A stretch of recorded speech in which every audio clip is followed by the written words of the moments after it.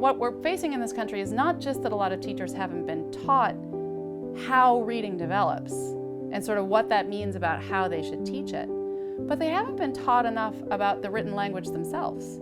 They don't know as much as they need to know about written English. And you have to know more about written English to teach it.